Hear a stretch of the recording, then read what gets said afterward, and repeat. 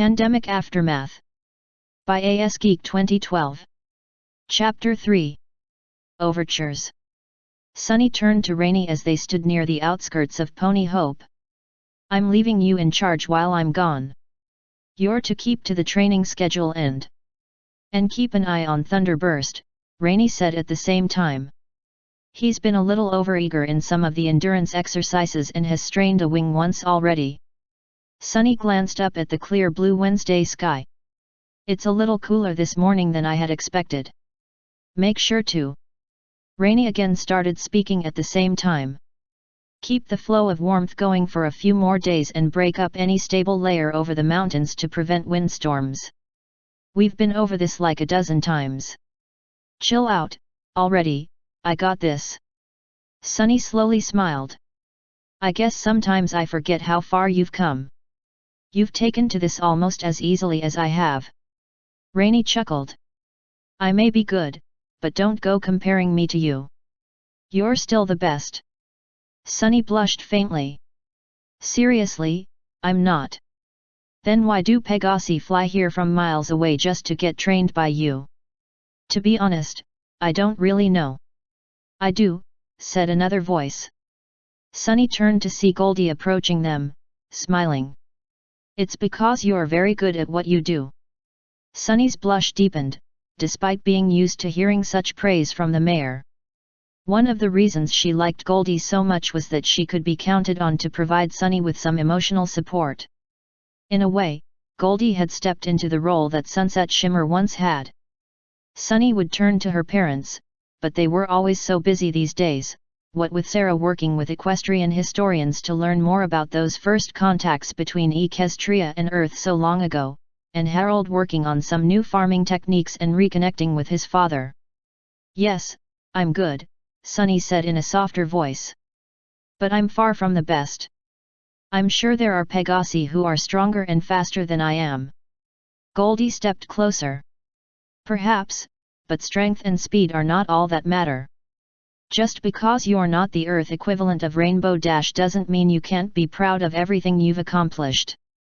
Sunny was indeed proud of her accomplishments. She did often leave new recruits open-mouthed and wide-eyed when she showed off what she could do, but only as a demonstration of what they could do as well. I'm definitely no Rainbow Dash, Sunny said with a weak chuckle. Goldie grinned. You do share one thing with her. I do. Your hooves rarely touch the ground. Sunny glanced down, almost unaware she had been hovering all this time, her wings moving in a slow and steady beat without her having to think about it. She chuckled as she remembered how Jenny had teased her about that after they had all transformed. The memory was a bit bittersweet. She missed Jenny terribly, even though she knew that the separation would be good for Jenny while she sorted out her feelings about being human again and possibly pursuing a career. That's about all I share with her, Sunny demurred. Not all, said Goldie. Like Rainy suggested, ponies look up to you, and not just other Pegasi. What they look up to is my former relationship with Sunset Shimmer, Sunny said in a low voice. It's not necessarily something I want to be known for, especially when it comes to the Shimmerists. They're not all that bad, Rainy murmured. I never said they were. I just don't like them looking to me like I'm going to endorse them. Sunny realized the irony of her own statement. By agreeing to help Goldie, she was in a way making an endorsement. She hoped that it would be seen as one for the general pony cause and not any one group within it. Goldie gently laid a forehoof against Sunny's side. Don't sell yourself short.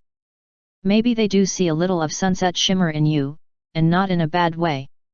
When it comes down to it, despite how many of us understand she was wrong, we can't help but appreciate what she's given us. And it's not like we're trying to force the transformation on humans, said Rainy. Goldie nodded. Or even suggest that they pursue transformation. All we want is to show humans how life can be, that being a pony is not about having hooves or horns or wings. It's a philosophy, one of peace, friendship, and harmony. That's definitely straight out of harmonist beliefs, Rainy said in a neutral voice. It's the platform that was agreed upon I should promote, said Goldie. I thought it best to understand the harmonist way as fully as possible. Sunny smiled at Rainy. I thought you of all ponies would be happy for that.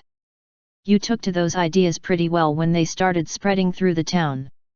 Well, yes, mostly, said Rainy. Mostly. Rainy scraped a forehoof back slightly.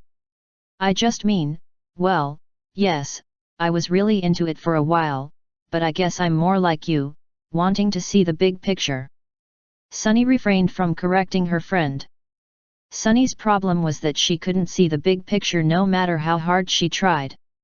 She could only do what she felt was best for the moment and the immediate future. She had hoped that smarter and wiser ponies would come up with the rest. She felt more like a catalyst than anything else. That's what we're all trying to do, Goldie said.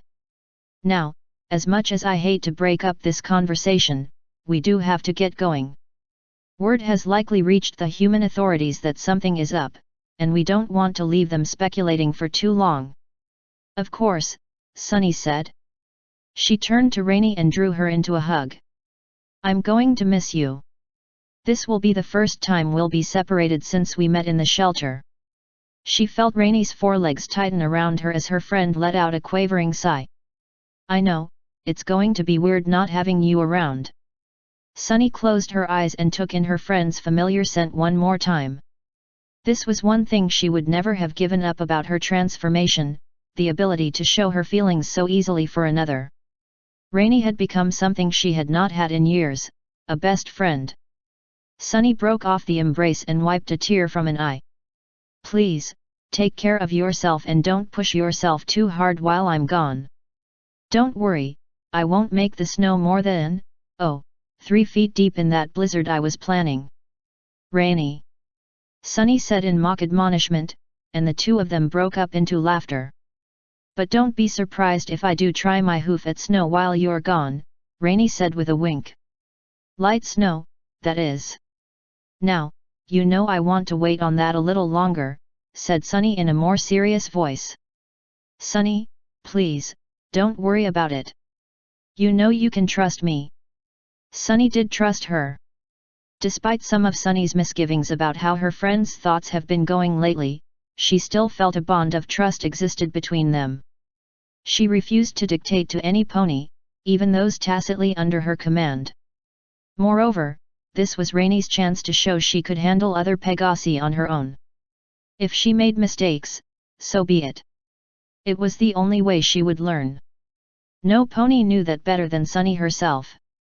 Yes, I do, Sunny said softly. I'll see you soon. They touched forehooves before finally turning away from one another. Other ponies had gathered at the edge of town to wish them well, smiling and waving as they approached. Above their heads, the escorting Pegasus patrol flew in loose formation. Sunny glanced up at them. Mayor Sunshine, I'll head up and lead the recon towards. Please, walk with me if you would, said Goldie. She smiled. And I do mean walk. Sunny glanced at the ponies ahead. Oh, I really should make sure the others in the wing know what to do. They do. You trained them all personally. They can spare you for a short time. Sunny had not wanted to reveal her real reason for avoiding the others. She didn't want to go through yet another round of congratulations and admiration. Nevertheless, she landed next to Goldie and folded her wings. Thank you, Goldie said. Was there something you wanted to talk to me about? Goldie gazed ahead of them. Not necessarily. Let's wait until we have passed the celebration up ahead. Sunny would not have quite used that term, though she revised her thinking when the waiting ponies closed around them to cheers and hoof stomps. As she had feared would happen, more ponies wanted to encourage Sunny rather than Goldie. Sunny blushed, and her ears flattened slightly as she risked a glance at the mayor, only then realizing that she should have been addressing the mayor as first pony all this time, and discovered that Goldie was smiling, as if enjoying the fact that Sunny was getting most of the attention. This eased Sunny's guilt somewhat, and she was a little more enthusiastic in her replies until they were finally away from the town and starting down the road. You have quite a following, it would seem, Goldie said. Oh, I wouldn't call it that, really. Why not? Sunny had not expected the question. She glanced back at the town, but by then the ponies had already left. I never asked for a following. I don't want ponies making me out to be more than I am.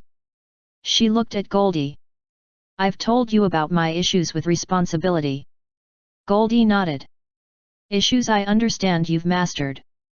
I still struggle with them sometimes, and having a lot of ponies act like that towards me reminds me I still have a way to go. Goldie smiled. Then I would say this task of ours will do you some good. It will give you a chance to see that having others look up to you can be a source of strength rather than something to be feared. Is that why you chose Minister of Friendship as my title? That was part of the reason, yes. Sunny had been reminded of her ongoing issues when they had debated over that title. Sunny would have been happy with something more low-key like consultant to the first pony. I guess I had never really looked at it in that way. It helps to have another perspective. It's what we hope to give the humans. I hope they'll listen, Sunny said with a small sigh. We'll find a way, I'm sure of it. Sunny wished she could feel as confident as Goldie. She was just glad she wasn't doing this herself. Asterisk. The asphalt was still damp as the middle-aged woman eased her car down the strip of former human civilization stretching from the Denver Tech Center west into the hinterlands of the pony sector. Humans and ponies alike walked along either edge, along with a few humans on bicycles who carefully wove around the others. Many ponies waved at her as she passed, as did a few humans, and she did her best to wave back. Can we open the window, Connie? Asked her companion in the passenger's seat beside her, a burly earth pony stallion with grey fur and olive green hair. It looks like the Pegasi made it shower earlier and I love the smell of fresh rain. Connie Morgan gave her companion a wry smile. Trying to freeze me out, Ted? It's pretty chilly today, she said in a teasing voice even as she reached for the car window controls. Ted Miller chuckled. I sometimes forget you don't have a nice coat of fur. Connie's smile widened. The windows on either side slid down, and cool air blew at her straight black hair. She brushed a few strands from her brown eyes and took a deep breath, enjoying the fresh scent of rain as much as her companion. And you've been working with me for how long now? Not really all that long, said Ted.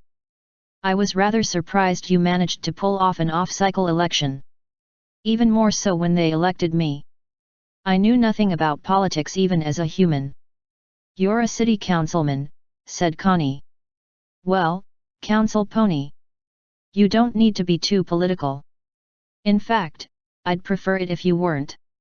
In that case, I feel sorry for you. You still have to play those silly games. Connie gave him a warm smile. She, too, had hoped not to have to play political games when she became mayor of Greenwood Village, a municipality in southeast Denver that could boast having the Denver Tech Center within its borders. Nowadays it was a shadow of its former self. Greenwood Village was now better known for having its western district entirely within the pony sector.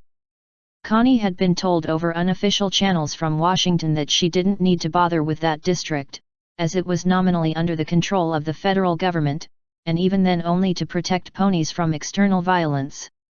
She didn't take kindly to being told to forget about a large chunk of people she considered her constituents, ponies or no, and insisted they do the same as the other three districts, namely elect a representative to the city council. I manage, Connie said as she glanced out the side window. She had been behind the push to keep some streets intact through the pony lands of her city in hopes it would encourage humans to interact with ponies more often. This ribbon of asphalt and concrete, she felt, was symbolic of a link she wanted to see between the humans and ponies. We really should ask for some Pegasi to spread some rain to the rest of the city, said Ted. It's been so dry this season. That's where I still have to play politics, unfortunately, said Connie. Not to mention I'd be effectively violating federal law if I did that.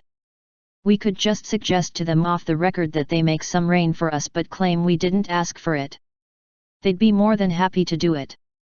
That's precisely what I don't want to do. That would just foster more distrust. I already have to deal with hotheads from District 3. I'm sure you can keep them in place if you apply enough pressure, said Ted. You've got the public support. Connie had not wanted to admit that her position was more tenuous than it seemed.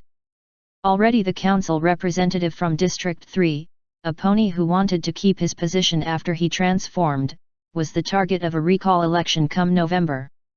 His prospects of retaining his seat were not good, and his challenger held a staunch pro-human stance.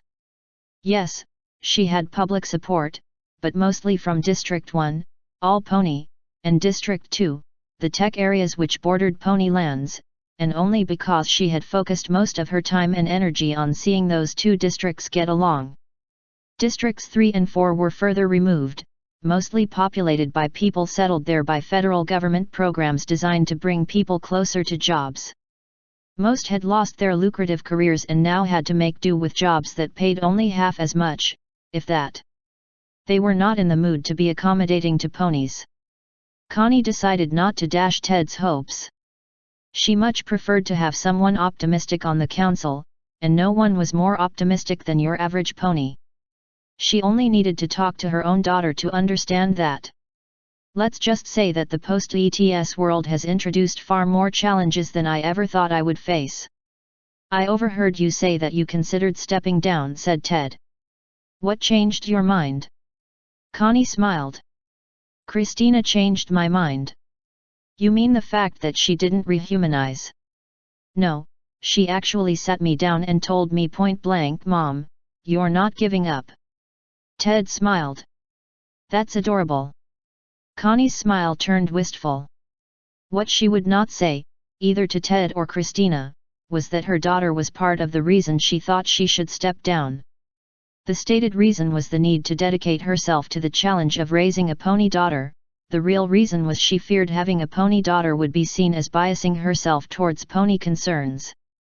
She since tried to spin it as seeing her family as a bridge between the two groups, at least as long as it didn't involve Christina being used as a political pawn. Connie slowed the car and pulled off the street onto a concrete road which quickly gave way to packed earth. The street dead-ended in an open field converted into a parking lot. The sign near the entrance proclaimed, "Please be mindful of ponies walking about. Not all of us fly and we're low to the ground." As she pulled into a spot, she glanced at a sign posted above it, "Please respect our fresh air. Avoid idling your engine too long if you can." That's a new one, Ted said as he gestured with a forehoof. I was just thinking that myself. I may have to ask whose idea that was, as it's really unnecessary. A single Pegasus could keep this area clear of emissions. Nevertheless, Connie chose to respect the request and shut off her engine as soon as she had the car into the parking spot. She had already noticed it felt warmer, but it became even more apparent when she stepped out of the car and the bright sun shone down on her.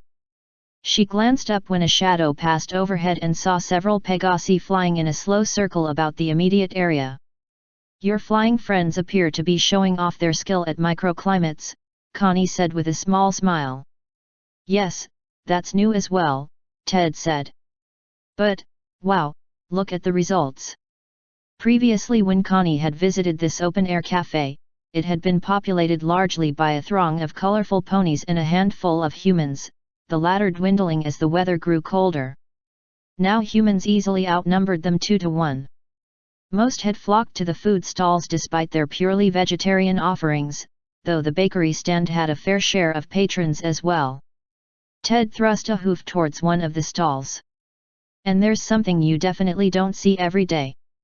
Connie turned her gaze towards a stand selling fruit, nothing out of the ordinary in and of itself.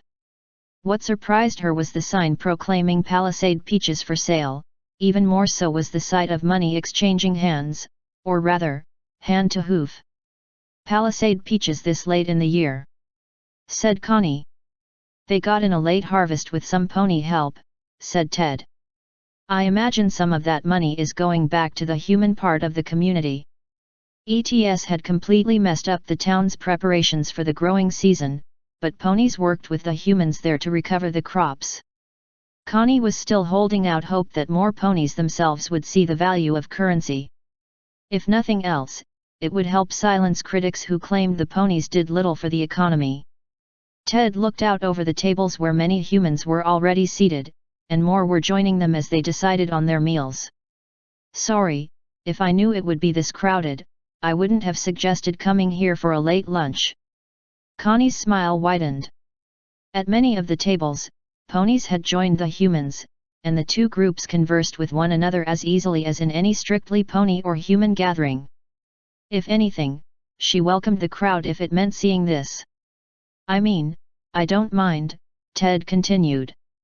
I like having lots of people around since my transformation, but it's perfectly fine, said Connie.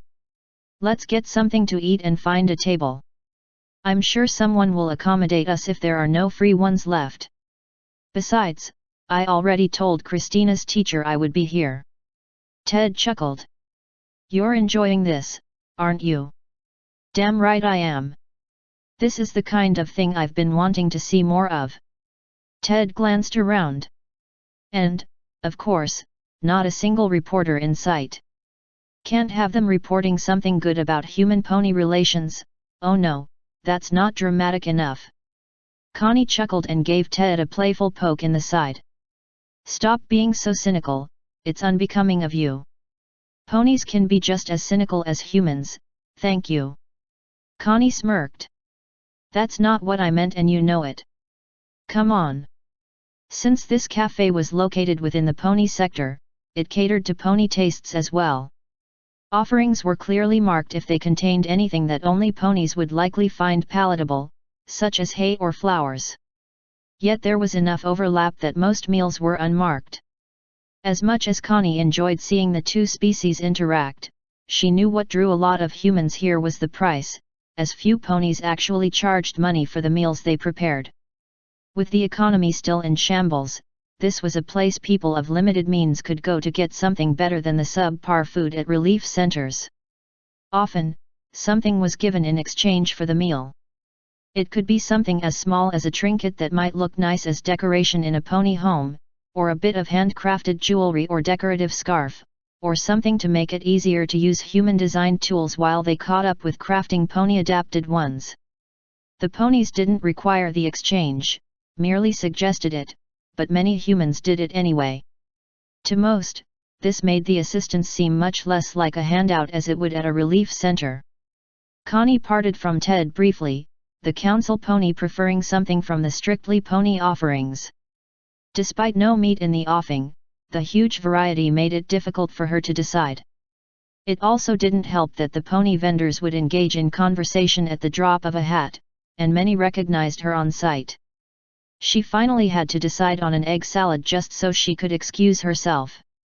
As she backed away and was about to turn around, she nearly tread on the feet of a fellow human. She lost her footing until a set of strong, wiry fingers snapped closed around her wrist.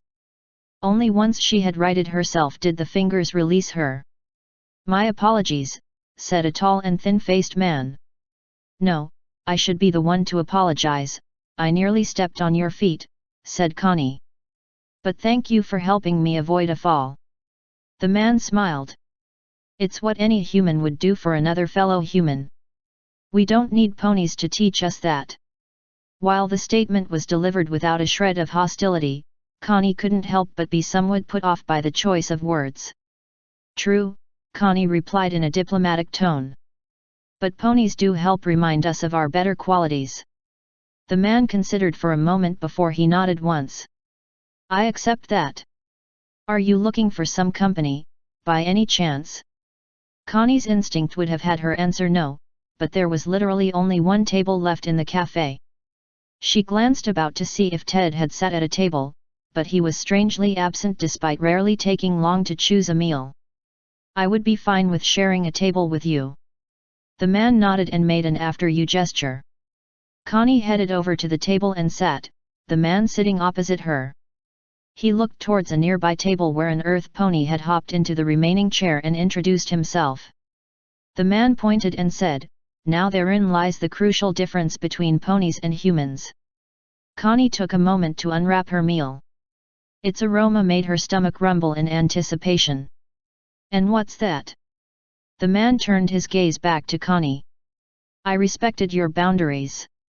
I asked to join you first before simply imposing myself on you. Ponies are naturally social beings. Humans are as well. Yes, but humans don't have a herd mentality. Connie decided to sate some of her hunger first with a few bites of her meal, not caring very much about her table manners. I don't believe I caught your name. Ryan. Connie responded. She usually gave her full name, but she wanted to see if Ryan actually recognized her. Ryan leaned forward and folded his hands before him. Ponies are not to be marveled, they're to be pitied. Just because they're more friendly than us. Humans were shaped by the world we evolved in as well as by God, said Ryan. Neither of them ever intended for us to live as those creatures. And yet, here we are, said Connie. It's the world we live in, and we don't have much choice about it. Ah, but we do. Some can be brought back into the light. Perhaps I'm not the best. Ryan leaned back in his seat and crossed his legs. Did you know that many faiths have their own accounts of the so-called end days and have been trying to fit them into current events? Take Revelation for instance. It speaks of the mark of the beast. It should be obvious what potential interpretation would arise if one feels it is being thinly disguised as a cutie mark. Connie liked to consider herself a decent Christian, even if she didn't follow any one particular denomination. She had long since made an accommodation between her beliefs and the reality of the post-ETS world. With all due respect, I don't hold to your beliefs in this matter. Ryan waved a hand. That was merely an example, not necessarily my own belief, mind you. People have been trying to fit visions of a religious apocalypse to actual events for centuries. But you raise another point, had that been my belief, I would not have forced it upon you. Consider it another means by which I respect your boundaries. Then if I may ask, what are you doing here? Asked Connie. Looking for those whose humanity might be saved. Saved? As in rehumanized. It is more than just exchanging their body for another, said Ryan. It's their minds and, if you're of the religious type, their souls that are corrupt, and the body is just a physical manifestation of that. All our bodies will decay upon death regardless of what they look like. Even the rehumanization process itself is not perfect, nor can it be applied if the mind is still in the clutches of the delusion that they have succumbed to. To be perfectly blunt, you're not going to get much of an audience here for your preaching, Connie deadpanned. I am no preacher, said Ryan. One does not need to thump a Bible to spread truth. Connie paused to enjoy her meal, though she had to admit some of the atmosphere had been spoiled, yet she was too curious to want to drop the matter. And just who do you believe can be saved as you put it? Anyone who is not marked is capable of being saved, said Ryan. Their minds have not yet been lured into believing the false truths of the equestrians who insist it is natural to be one of these creatures. You're taking that out of context, said Connie. It was meant in the sense that the transformation left them in that state, not that it was desirable. Ah, then we are in agreement on one point, said Ryan with a smile. It is most certainly not a desirable state. Connie felt more like she was maneuvered into agreement with him, and using a very loose definition of that word. The longer they continue to think that their state is natural or even desirable, the more they will corrupt others to their line of thinking, Ryan continued. Something must be done to stop this. Bringing as many back to humanity is the most desirable option. In the end, however, the corruption must be stopped. Before Connie could think of a reply, a bright, high-pitched voice suddenly cried out, "Hey, Mom!" Ryan glanced to the side, one eyebrow rising slightly. "Forgive the interruption to our conversation," said Connie. "But I'm also here to pick up my daughter." Ryan smiled, though it looked partially forced. Of course. Connie had hoped to stand and put some distance between herself and Ryan, but a little pale blue-furred unicorn filly with a wild green mane streaked with yellow came galloping towards her. She had only just enough time to turn in her chair before the filly jumped into her arms. She hugged her 9-year-old daughter Christina, the fresh scent of rain on her fur. "How was my little pony's day today?" Christina drew back so she could fix her cyan gaze on her mother. "It was great, Mom. I was able to practice a bit with my horn today. I can almost lift stuff now." Connie smiled. She sometimes could not understand how ETS managed to rip families apart. Her daughter was still her daughter. Yes, Christina had changed, and not just exchanging one body for another. She was definitely a different person after ETS than before, with radically different drives and motivations. Yet Connie could look into those large pony eyes and still see something of the same Christina she had raised. An added bonus was Christina's diminished size and weight. Connie could lift and hold her like when she was younger. She used it to help her remain as close to her daughter, physically and emotionally, as she could. She shifted her gaze when an earth pony mare with light orange fur and a white mane approached. "Chrissy was a delight as always, Mrs. Morgan," said Christina's teacher Peach Blossom. "She's one of my brightest pupils. She's always wanting to learn. We learned more about Twilight Sparkle today," Christina said brightly. "Especially about that subject," Peach added with a wry grin. "She once levitated an Ursa Minor all by herself." Connie smiled. "And just what is an Ursa Minor?" "It's sorta like a ghost bear, but it's really heavy like a real bear. I'd love to get strong enough to do something like that. Just promise me you won't start levitating some random grizzly bear, please," said Connie. "I don't think they'd take kindly to it." Christina turned her head. "Oh, hello." Connie tensed. Christina was looking squarely at Ryan, her only thought likely meeting a new friend. After all, he was already sitting at the table with her mother. Her pony instincts would lead her to assume they had already become friends. Ryan still wore the same smile as earlier, but it was now clearly for appearances only. His eyes flicked towards Christina's haunches rather than returning her inquisitive gaze, and Connie's arms tightened around her daughter. Connie felt the need to break the tableau. "This is my daughter, in case you hadn't already gathered." "I see," Ryan said in a neutral voice. "I'm Christina," said the filly, smiling. "What's your name?" Ryan stood. "It's of no consequence, little pony." He looked towards Connie. "You are fortunate. Your daughter is unmarked. There is a chance for her." Peach frowned. She stepped closer to Christina, her gaze squarely on Ryan, one forehoof drawing back and scraping the ground.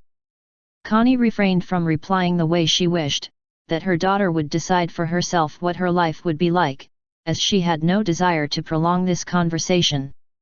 "I would suggest that you pursue that chance, and soon," Ryan continued. "Better to take matters into your own hands before others choose to act. Good day to you all." Connie let out a sigh of relief when the man turned and left. Peach leaned closer to Connie. "Did he threaten you in any way, Mrs. Morgan?" "No, we just talked," said Connie. "Not a pleasant conversation, but that was it. Still, it might be good to summon a night pony to keep an eye on him." "That won't be necessary."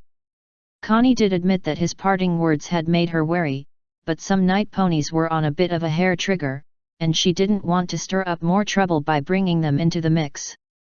"I've seen him before," said Peach. "He's harassed ponies more than once.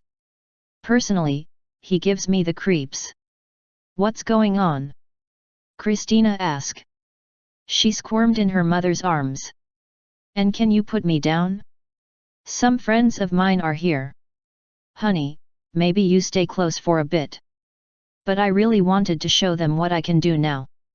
"Well, almost can do." She pointed a forehoof towards a group of foals her age, an adult Pegasus hovering near them. "And they're right over there." "It'll be okay, Mrs. Morgan," said Peach. "That's my teaching assistant. He won't let any harm come to her." "Why would I be harmed?" Christina asked. "You don't mean that man who just left?" "I'll explain later," said Connie as she set her daughter onto her hooves. Don't wander off, we have to head back soon. I won't. Christina called out, already galloping away. Connie watched her join her friends before turning back to Peach. Thank you for bringing her here, especially if there are people like Ryan around. No trouble at all, said Peach. She glanced to where Ryan had sat. Frankly, I know the risk you're taking in sending your daughter to a pony-run school, and I don't mean just politically. Unfortunately, it's going to attract people like that man. I doubt he knew I was the mayor, said Connie. As for the choice of school, I do want Christina to interact with humans more, but I feel she needs to understand how to be a pony if she has no desire to change back. And I appreciate you giving her that choice, especially given that she has no cutie mark yet. Have you had much luck in convincing other parents of pony children to do the same? Some, said Connie. It's not something I can be very open about. It's just a shame that there are so many foals who aren't being allowed to learn how to use their natural abilities. Connie had to toe the line rather delicately. She wasn't trying so much to convince children to remain ponies as she was wanting to see them have a chance at happiness. Being hounded to rehumanize by even the most well-intentioned parents was not conducive to that. Yet politically it could be spun to mean she was against rehumanization in general. Connie caught movement out of the corner of her eye. She turned her head to see Ryan observing a banner that had been hoisted earlier, which read, "Please come to the Unicorn Magi Craft Fair this Monday in the Village Center Pony Market." Peach noticed Connie's gaze. "Oh, that reminds me. I still need your consent form for little Chrissy to attend the fair as part of a class trip." Connie's gaze lingered on Ryan for another moment. "Yes, of course, I have it on my to-do list for today." She's quite excited about it, Peach continued. While many of the unicorns have only the levitation spell, some have managed to modify it to do some quite amazing things. Before Connie could respond, she heard hooves approaching at a canter. "Connie, can I talk to you for a moment?" asked Ted as he stepped up. "This is very important." "I'll leave you to it," said Peach. "See you at the fair." Connie nodded. "Count on it." Peach smiled before she turned and trotted off. Connie turned towards Ted. "I was wondering where you had wandered off to. Hopefully it was important enough to leave me in the clutches of a radical pro-human nutcase." Ted sighed. "Yes, I saw. I sincerely apologize for that, but something came up that I don't think you would have wanted him to hear." Another set of hooves approached, belonging to a unicorn mare with a bright yellow coat and dark violet hair. "Ted, are you sure we should be talking to her about this?" "Wildie, it's okay. I've told you before, Connie is good at keeping things in confidence." "What's going on?" Connie asked in a wary voice. She recognized the mare as Wildflower Springs, a pony who was rather vocal in her support of humans who wanted to willingly become ponies. Her beliefs in general leaned chimerist, though she never claimed to be one. Connie was usually careful to avoid her. For someone like Connie, associating with chimerists was political suicide. Ted stepped closer to Connie and gestured. Connie crouched before he spoke again in a lower voice. "Wildie's been in contact with some ponies who are helping a partial get safely into the pony sector." "I think I agree with Wildie," said Connie in a flat voice. "We shouldn't be talking about this." Ted held up a hoof. "I know, you can't take an official stand on that, you can only repeat what the law says." "I get that. Then why are you bringing this up with me?" "Because, unfortunately, they'll likely come through my district." Connie sighed and ran her fingers through her hair. "I'm telling you this because I want to be upfront and honest with you," said Ted. "I'm going to make sure she gets through safely." "Ted. All I need you to do is, well, look the other way. You know as well as I do, the FBI has already contacted my office about this," said Connie in a hushed but urgent voice. "If this is the same partial that was mentioned in that bulletin, I can't claim ignorance." Wildie frowned. "I told you this was a bad idea." She's just like all the other humans I've had to deal with. Lay down the law, and to hell with what the person actually wants. We are not debating this now, Connie declared. Connie, I'll take full responsibility if something goes wrong, said Ted. You have my permission to throw me under the bus if you need to. You know I won't do that. You have to. Look around you. A lot of this pony-human interaction is because of your work. What you're trying to do here is more important than any sort of political career I might have. It was clear to Connie that Ted didn't understand the bigger picture. Despite his dedication as a representative of his district, he was still a pony first and foremost and felt an obligation to protect others of his kind. For many ponies, that included partials. Telling him not to would be like telling Connie not to protect her daughter. Wildy stepped up to Connie. If you really are as kind as Ted makes you out to be, you'll let him do this. I'm not going to stop him, Connie said. With luck, the question simply won't come up. Other ponies have reported more FBI activity. They're sure to use some excuse like rooting out terrorist plots as an excuse to poke around. We just don't want you to give in to their browbeating. Let me ask this, Connie said. Have you considered that even the pony sector may not be safe if they really want her? It's not officially recognized as being separate, sovereign territory. This separation is largely unofficial and a courtesy until some solution is worked out. Though Connie had been in politics long enough to know that sometimes temporary solutions become de facto permanent ones because no one could agree on anything. We're hoping Equestria will apply some pressure, Wildy said. There's already news going around that Princess Celestia has asked that the resettlements be halted due to the Pony Council. If that's the case, they're going to increase security around the council representatives. We're counting on that distraction, Ted said. If Wildy is right, they'll likely spread themselves thin elsewhere. Connie clamped her hands over her ears halfway through his statement. Don't give me detailed plans. At least let me claim ignorance honestly over that part. Then you'll support us? Wildy asked. Connie thought back to when her daughter was still in the in-between state, not knowing who or even what she was. Completing the transformation had been something of a relief to all of them. Granted, Connie and her husband had been sporting pony ears and a tail at the time and thought they would join her daughter soon, but she would not wish a permanent confused partial transformation on anyone. I will give Ted a leave of absence, said Connie. Anything he does is on his own time. I simply won't ask what he did on his time off. Wildy exchanged a glance with Ted before saying, well, I guess that's the best we can hope for. Thank you. Connie did not believe thanks were warranted until this was all said and done. Asterisk.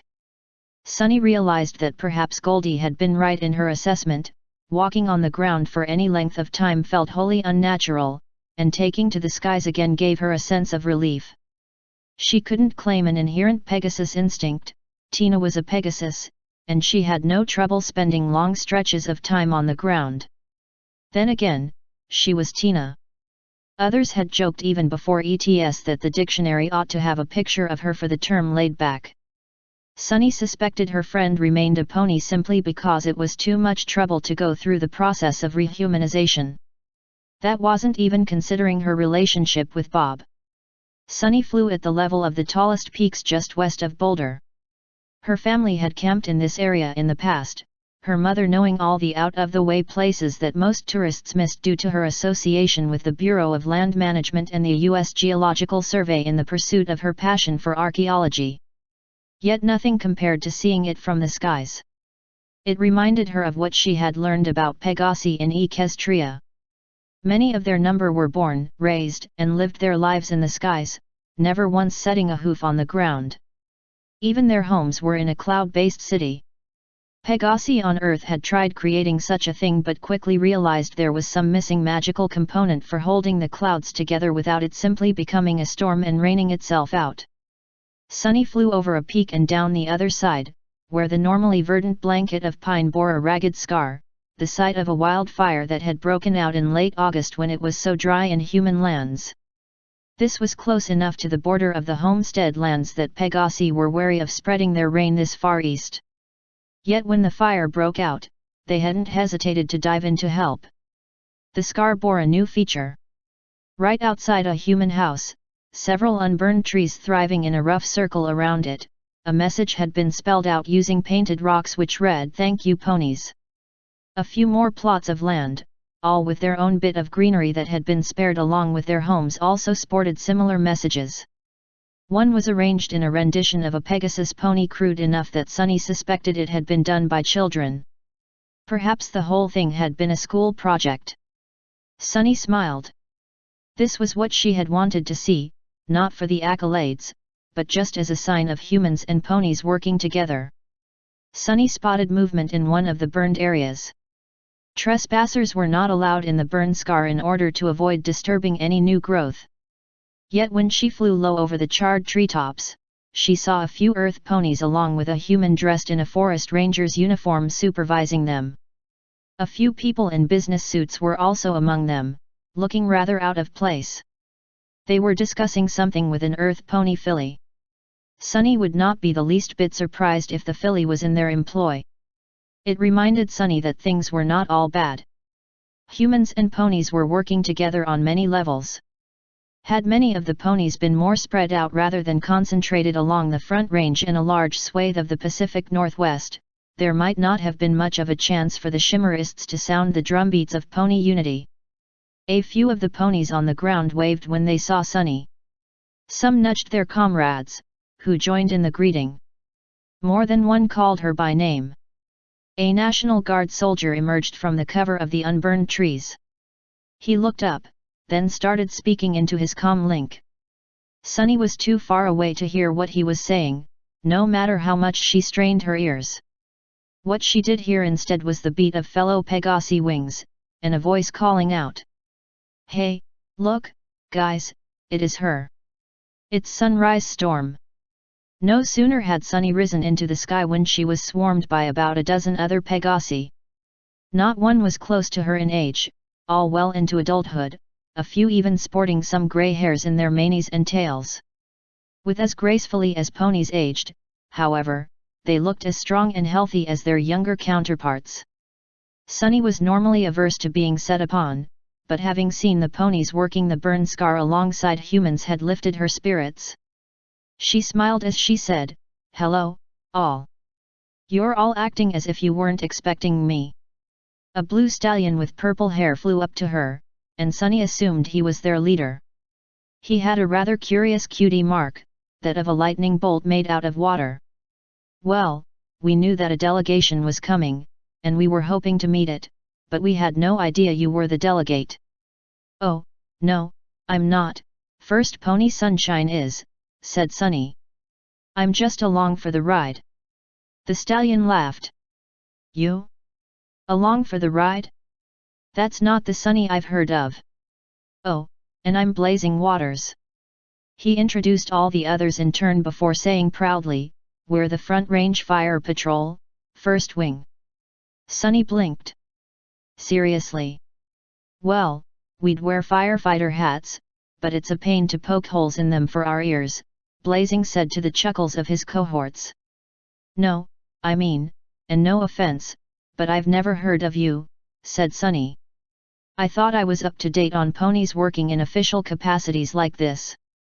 "Well, to be honest, we're not all that official," said Blazing. He jabbed a hoof towards the burn scar. "But the humans there didn't seem to care when we helped put out that blaze." Sunny glanced down at the burn scar again.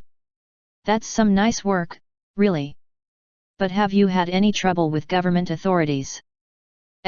Some," said Blazing, running a hoof through his mane. "We do get chased off if we go too far east," another grumbled. "But most of the people in Boulder don't care," said Blazing. "Hell, whenever a house fire breaks out, we're usually already wrapping things up by the time the human fire department shows up." "You live in Boulder?" Sunny asked. "Born and raised there. Not gonna leave it just because I happen to have hooves and wings." "Blazing is leading this wing for a reason," said the older stallion, whom Blazing had introduced as Safe Rescue. He can be a one-pony firefighter department. Blazing waved a hoof. Ah, go on.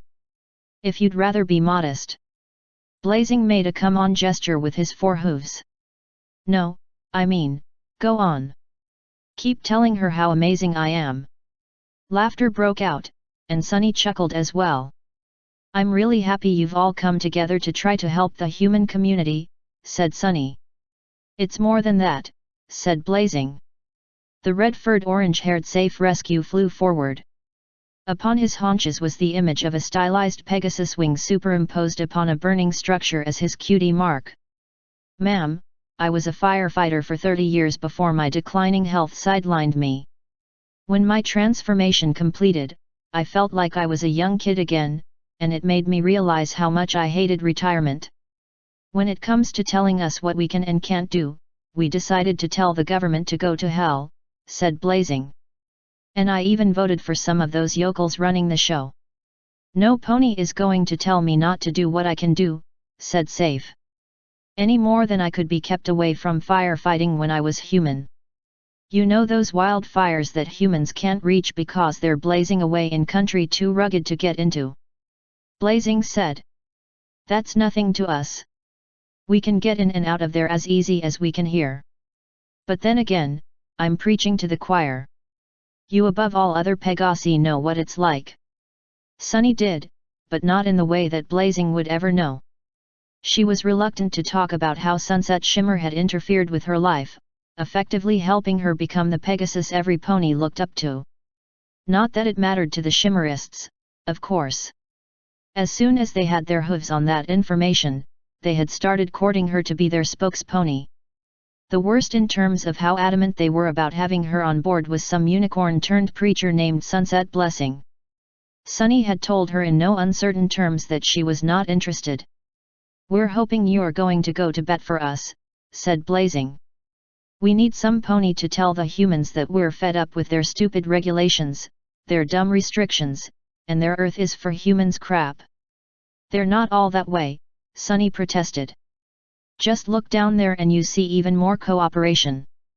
We're not saying there isn't progress. It just needs to be more universal. Ma'am, if I were to fly to the East Coast and apply for a job as a firefighter there, I would be turned down, said Safe.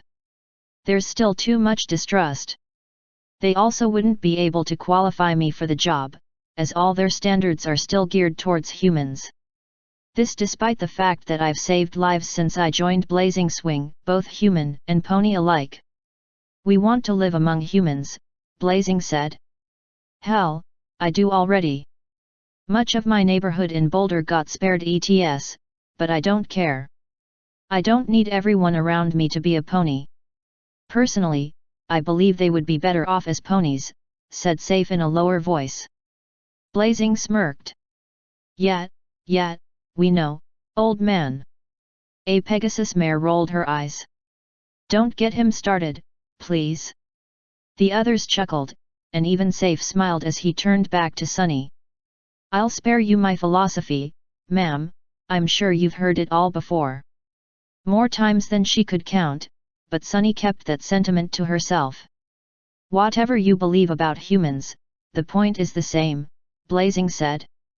They have to butt out of our lives and let us be ponies. We're all pinning our hopes on the Pony Council. What was unspoken but clear in their faces was that they were pinning their hopes on Sunny. Whether she wanted the distinction or not, she was considered the trailblazer.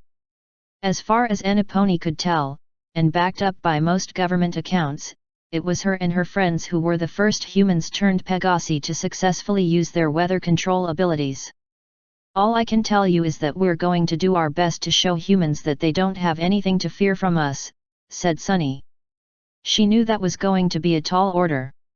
Whenever confrontation between humans and ponies made news, media outlets reran the footage of the few incidents where ponies were the instigator of the violence, or of those whose violent or psychotic tendencies had not been sufficiently nullified by Sunset Shimmer's spell.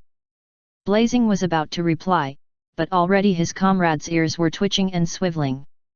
They turned towards the same point eastward, where a military helicopter approached. Oh, come on! Blazing cried. There's no way this could be remotely considered restricted airspace. Sometimes the military doesn't need a reason to harass us, said Safe with a frown. Take it easy, old man. All right, stand your ground, every pony. We're doing nothing wrong here. As much as Sunny did not want to be part of a potential confrontation, she agreed with Blazing, there should be no reason these Pegasi can't be allowed here, especially where there were ponies on the ground already. The helicopter halted its approach a safe distance away, and its megaphone blared to ear-ringing life. If one of you is Sunrise Storm, please identify yourself. Sunny's ears drew back, not so much out of fear as to attenuate the sound. Despite the volume of the words, they came with no hostile tone. Sunny had no means herself to augment her voice, so she simply rose higher above the others and lifted a forehoof. You and your delegation are to report to Boulder Area Command, the voice blared. Please nod if you know where it is located. We know where it is, Blazing said in a wary voice.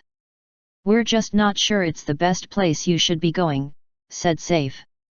As much as we don't like it, we have to play by their rules for now, said Sunny. She nodded her head in an exaggerated motion to be sure to be seen. Thank you, said the voice. The helicopter turned and headed away. At least they're recognizing you and your friends for what you are, said Blazing. A delegation. Maybe this is a turning point after all. Sunny would have felt the same way if it had not been the military that was their first official contact. She hoped that was not setting the tone for the whole discussion. Asterisk. Anthony Heller entered his office in Broomfield, a municipality in the northwest corner of the greater Denver area and well within its human sector, his aging laptop stuck under one arm and a tall container of coffee in the other. He generally didn't like to have caffeine this late in the morning, but he had far too much paperwork to catch up on. While his partner Jason was quite capable of handling it, Anthony preferred to expose him to as much real work as possible, and not the bureaucratic busy work that made Washington happy. Perhaps the service insisted on calling Jason a junior agent, but that didn't mean Anthony had to treat him as one. The prospect of real work is what motivated Anthony. He had forgotten how much he had truly enjoyed field work despite it sometimes exposing him to the worst that humans could do to one another, now with the added wrinkle of ponies being thrown into the mix. Taking an effective demotion after the ETS crisis, at his own request, was one of the best things he had done. He was still proud of most of his accomplishments both before and during the crisis, but that was behind him now. It was almost like having a new career. Anthony's desk was right at the door, and that of his partner faced it with little room to spare. The office would be cramped for one person, let alone two, but Anthony had been insistent that Jason be co-located with him. Sorry I'm late, Anthony said as he set down his coffee. Came here right from the airport. Jason Madsen looked over and smiled. No worries, Chief. How did the powwow with Fuller go? It could have gone better. Which coming from you means it was just short of a complete disaster. Anthony gave his partner a tight smile.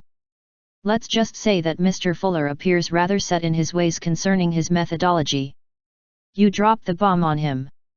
Anthony sat down and opened his laptop. I did, but it might as well have been a pea shooter for all the good it did. Speaking of which, do we have any new intelligence on that? Yet, came in this morning. Jason glanced towards the folder sitting near the fax machine. Incoming. Anthony stared at the laptop as if that would get it to boot faster.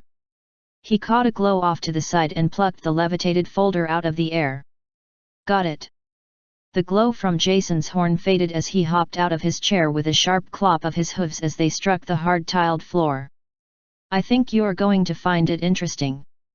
Anthony paused to log into his laptop to inaugurate the next long wait while the desktop loaded. He opened the folder, his eyes flicking back and forth as he read. How solid is this? As solid as anything else we've gotten from that source, said Jason. Anthony looked at the brown-furred, red-maned unicorn. Do I hear a note of skepticism in your voice? We were just talking about bombshells. This is a doozy of one if it's true. It means there's something big in the works from the FRD. Which may not be a direct link to our case, Anthony said in a neutral voice. Jason snorted. You don't believe that, do you? No, Anthony deadpanned. But it means Humanity First is taking a bigger risk than we thought they would. If some major terrorist incident does happen, and it does get linked to them, they're signing their own political death certificate. They're getting desperate, I would say, said Jason. Too many feel-good stories in the media lately about humans and ponies getting more chummy. They latched on to the whole pony council thing like a drowning person to a life preserver. Did you vet this info? Personally? Anthony raised an eyebrow. How? Just turned on the old pony charm, said Jason with a smirk. Everybody thinks we're just so cute. He widened his eyes and batted his eyelashes. Anthony rolled his eyes, but one corner of his mouth tugged upwards. Very funny. Come on, admit it, it's a huge advantage having an adorable pony as a partner who can get people to talk. That was certainly not the reason Anthony had taken Jason as a partner. Jason had 15 years' experience in the FBI prior to ETS, and after his transformation, he found no reason to leave despite pressure from both pony peers and humans who had trouble seeing proper FBI material in a little colorful pony. When Anthony had come across his name and qualifications, he had pushed hard to have Jason accepted back into the service. It had come at a price. The higher-ups had balked at accepting Jason as is and forced him to take a demotion, claiming he had to show he could really do the job. Anthony suspected they were testing his loyalty as well. Despite having a cutie mark and thus no path to rehumanization, Jason epitomized the qualities Anthony wanted to see in the transformed, thinking for themselves as well as about the big picture. Okay, seriously, said Jason. I did take advantage of my ponification, but only in being able to talk to other ponies more easily. They're more willing to talk to me than they are humans sporting badges. Jason turned briefly so his haunches were visible, where he sported a silhouette of a pony whispering into the ear of another. This cutie mark ain't a stick-on tattoo, you know. Anthony grinned faintly. True, he had not taken Jason on for that talent, but he did take shameless advantage of it. Anyway, the ponies I talked to said they were noticing some weird patterns of behavior among the more outspoken pro-human evangelists. It could support the idea that something big is going to happen. Anthony tended to trust his instincts, and he was coming around to trusting Jason's as well. All right. Let's keep an eye on any upcoming large gatherings of ponies and humans for the next week or so. I'll send it up the chain and see if we can get more agents to help us out. Got it. Anything else come in while I was gone? Yeah, this. Jason turned his head and levitated a single page onto Anthony's desk. Bulletin from Sector Command. Anthony picked it up and leaned back in his seat. Renegade partial. Looks like it. We're being ordered to devote most of our resources to intercepting her. Yep. Jason lowered his voice. I wasn't sure just how much effort you wanted to put into this, considering Fuller isn't playing ball with you. Anthony tossed the page to the desk. Despite our feelings about the direction things are going, we have to toe the line. See if your pony contacts know anything about it, but don't make it a huge priority. He tapped the first folder. This has precedence. Jason nodded once. Gotcha. I do want you to be honest with me, though. Do you think partials are as dangerous as Fuller seems to think they are? I have yet to make up my mind on that, said Anthony. I could just repeat the standard response, that we're protecting them from themselves as much as others, what with their increasingly unpredictable surges of magic. Yeah, but do you believe it? Anthony gave him another faint smile. He liked working with people who knew how to cut through the bullshit. Let's just say I'm beginning to think Mr. Fuller has his own agenda. Maybe it's just to make a name for himself to further his own career, or he has his eye on running for office. Jason frowned. Or maybe it's something a little more sinister. That's what has me worried. You may consider me as having one or perhaps several hooves grounded firmly in the human world, but I'm still a pony. I can sympathize with other ponies. Are you including partials in that list? Many are already more pony than human, said Jason. Yeah, you're probably right, they shouldn't be running around without supervision if their magic could unintentionally cause anyone harm, but I'm not sure we're respecting their wishes all that much. And, yeah, I know, there's no way anyone is going to see that transformation spell on Earth anytime soon. It's a problem without a solution right now. I just don't want to see anyone taking advantage of it. Anthony didn't, either. He hated it when superiors had hidden agendas, regardless of their motivations, as it made his job harder.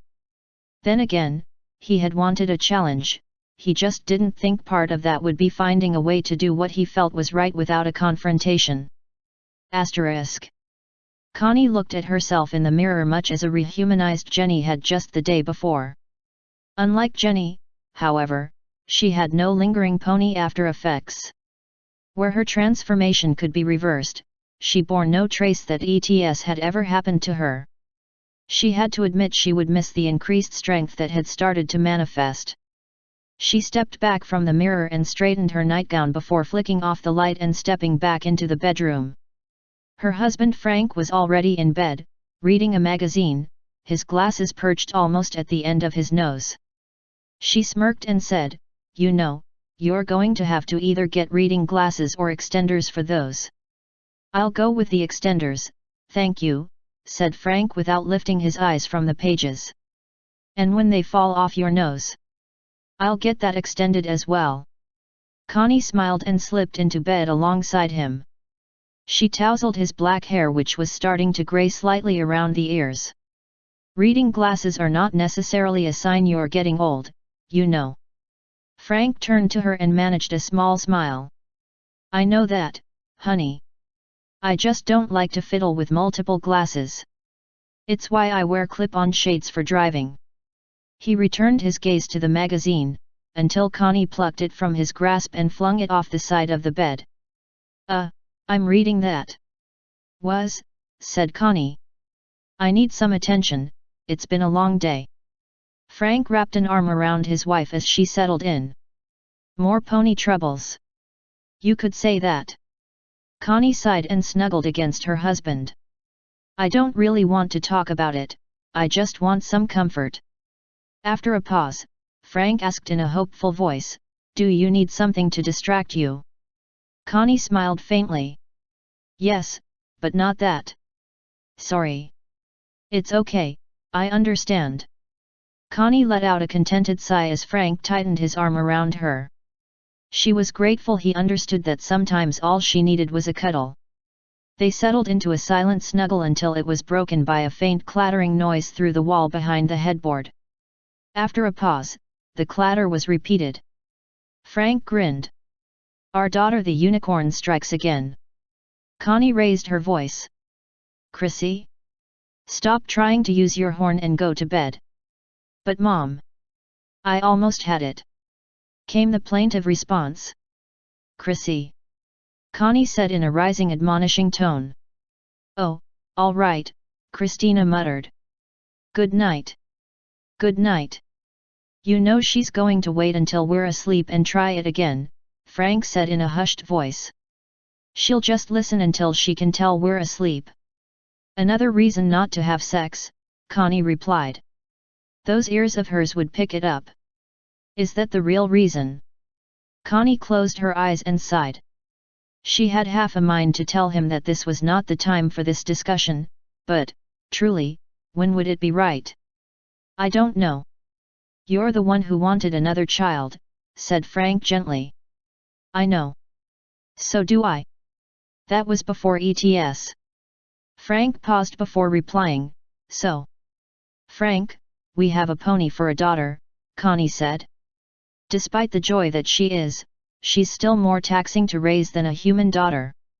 She's going to be able to do magic soon, and she's going to need a suitable tutor." Then there's trying to get her properly integrated into both the pony and human worlds. I don't even know the definition of the word well-adjusted anymore when it comes to Christina. I've already offered to be a stay-home parent, said Frank. Your career is enough to make ends meet, especially considering all the pony teachers don't charge for their services. I'm afraid of what Christina might think, Connie finally admitted. Come again. I don't want her thinking that our human child would be some sort of replacement for her, said Connie. But she wouldn't, Frank said.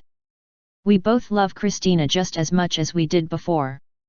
I know, but I just feel Christina is at a delicate point right now. I'm so afraid of doing the wrong thing. I've heard too many horror stories of families torn apart by this. I don't want us to be one of them. Frank was quiet for a long moment. Back before Christina was born, they had settled on wanting to raise at most 2 children, maybe 3. Frank had been looking forward to that day for some time, at least until ETS had thrown a lot of plans out the window. Maybe having a human sibling would help Christina stay partially grounded in the human world, Frank suggested. I thought about that as well, said Connie. Which raises the additional problem that our human child would get all the attention and Christina seen as the aberration. We would never. Not us, Connie said quickly. She thought back to Ryan at the cafe earlier and shivered. How many more like him were out there? How many people in official capacities had attitudes like that? It's not at all going to be like we envisioned. I'm trying all I can in my limited capacity to change things, but it's a slow process. Frank sighed. Something did happen today, didn't it? You could say that. Connie closed her eyes. Let's just say I have a nasty feeling that things will get worse before they get better. Author's note.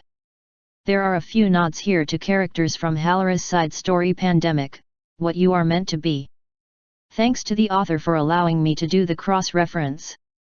Also, we will very soon be returning to other characters introduced in the first chapter. As I had stated earlier, there is a lot of setup to do for the overall story. EMD Author's Note.